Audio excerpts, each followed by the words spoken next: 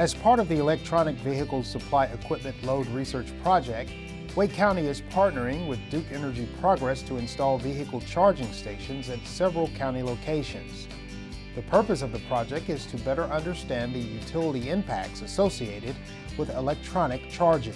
So the stations behind me are actually part of a large-scale load research project at Duke Energy. They are part of a larger grant, a smart grid investment grant that we received several years ago. The actual objectives of this project were to better understand how people use electric vehicles, when they need to charge them, how long they need to charge them.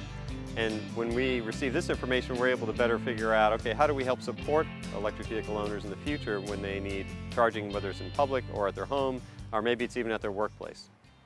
Well, we wanted to partner with this project because it was an easy, low-cost venture for us to join with Duke Energy.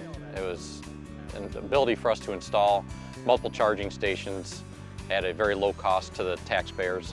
It also has given us the opportunity to look into adding electric vehicles to the county fleet.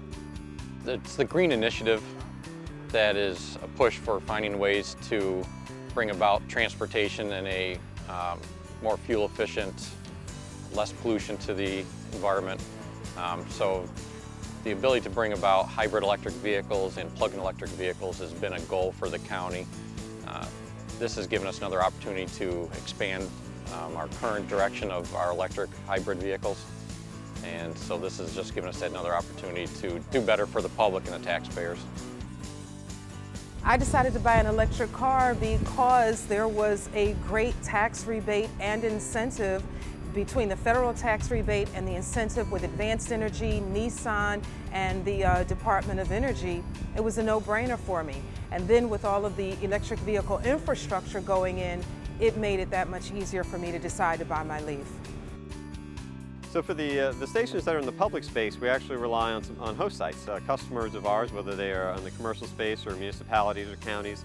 So Wake County is an important partner here in this effort. They actually have 3 different sites. We have 2 stations at each site. That's 2 libraries and a parking deck in downtown Raleigh.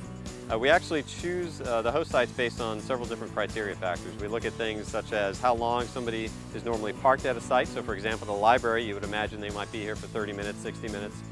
Depending on what they need to do, and we think that's plenty in order to top off their vehicle, so there needs to be a certain amount of time that they're parked. We also look for factors such as easy access, is it visible, are they near highways, are they in regions which we consider to be high density for electric vehicle adoption.